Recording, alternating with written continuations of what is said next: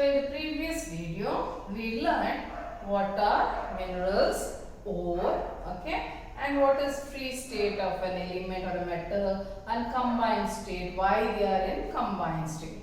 Now, we know that we use metals, right? So, various things what we use are made up of metals, and these metals have to be taken from the depth of the soil or the earth crust. From the beneath the earth crust, it has to be brought to the surface. That is called mining. After mining, the metal should be extracted. So, extraction of metal from its ore is called metallurgy. So, what is metallurgy? It is extraction of metal from its ore. And it is not like we use same technique to extract the various metal from its ore. Each metal has to be extracted seeing or depending on the nature of reactivity. Depending on the nature of reactivity, the metals are extracted. So here I have given the list of metals according to their decreasing order of reactivity. So you know very well, this is the decreasing order of reactivity. So here the elements which are the metals which are listed top. On the top they are the most reactive or they are the highly reactive elements. They are highly reactive. Okay, and these elements or the metals, they are middle reactive. Middle, or you can say moderately, okay, middle reactive element. And these are low reactive elements. This already you have learned. So you know very well. So depending on the nature of their reactivity, the metals are extracted. So that we have to keep it in mind. Now, so let us see what is metallurgy. Metallurgy is nothing but extraction of metal. That is, it includes mining, then cleaning. Okay. So after it is brought to the surface, then it has to be cleaned, then it has to be extracted, isolated, then it will be made into alloys. All those techniques, all those steps, whatever is involved in extracting the metal and converting it into alloy, everything is included under the metallurgy. Now, how to extract the metal from its ore? So let us learn one by one. So when we talk about the metals which are in the high reactivity series, they all are found as oxide ore. They will be present as oxide ore. Why they are present in oxide ore? Yes, we know very well. Oxygen is highly reactive. Oxygen is highly reactive and it is present in abundance. It is highly reactive as well as it is present in abundance. Abundance means what? Present in higher percentage. As it is present in higher percentage, most of the metals will be present as oxide. The metals which are in the high reactivity series, they are present as oxide ore. And coming to the metals which are in the middle reactivity series, they will be present. Middle reactivity series will be present as oxide ore. They may be present as carbonate ore or sulfide ore. Sulfide or sulfate ore. Okay, which are those? So it is zinc, iron, lead and copper. They will be present as zinc oxide, zinc carbonate or lead oxide, ferrous sulfide, like that. And the elements or the metals which are in the low reactivity series, they will be present as sulfide ore. They will be present as sulfide ore. Depending on this, we have to extract the metal from its ore. Okay, now first one, the metals which are in the high reactivity series, it will be subjected to electrolysis. This will be subjected to electrolysis.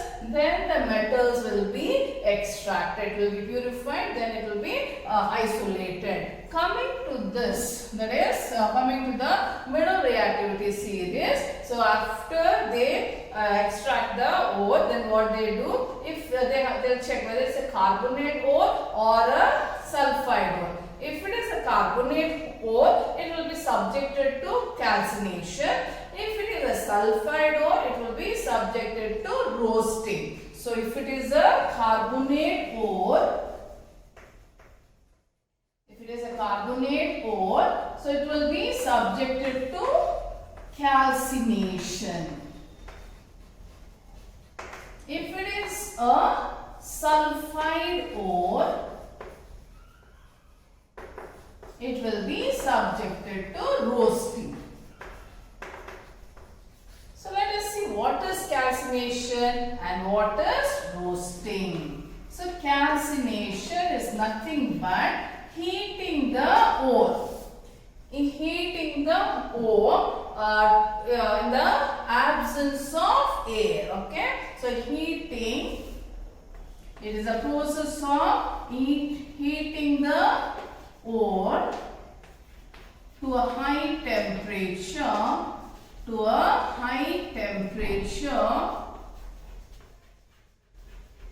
below its melting point. That care should be taken. Below its melting point. In the absence of oxygen or limited supply of air. So what is calcination? It is the process of heating a ore. It is a process of heating ore to a high temperature below its melting point in the absence of oxygen or limited supply of air. That is calcination. So what is roasting? Roasting also same thing, but it is in the presence of oxygen. So let us write what is roasting. Roasting is the process of heating the ore to a high temperature,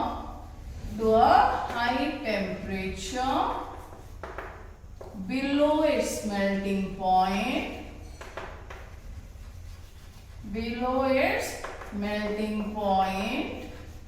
in the presence of air, or in the presence of oxygen. That's all it is. Okay. So now if it is a carbonate or if it is zinc carbonate, right? So if at all you want, like I'll just give you one example to make you understand what is calcination. Calcination is nothing but heating an ore. So let me take zinc carbonate. So zinc carbonate is the ore for zinc. So what I am doing, so it will be heated to a very high temperature below its melting point. So I will get zinc oxide and carbon dioxide gas will be released. So this is calcination. So here calcination, you are converting the ore, a carbonate ore, into its oxide, because from oxide further they can extract zinc. So this is calcination, where the ore is heated to very high temperature below its melting point in the absence of air, or in the absence of oxygen. That is roasting. Now let me give, that is calcination. Now let me give you an example for roasting. So let us take this is for calcination. So let us take for roasting. For roasting, I am taking, so I told you sulfide ore. For sulfide or zinc sulfide. in the presence of oxygen. See, can you see the difference? So this is carbonate ore, this is sulfide ore. In the absence of oxygen, in the presence of oxygen, and you get zinc oxide and sulfur dioxide gas will be released. Okay. Yes. So this is the difference between calcination and roasting. Now let us see how the metals are extracted based on their high reactivity series, middle reactivity series and low reactivity series.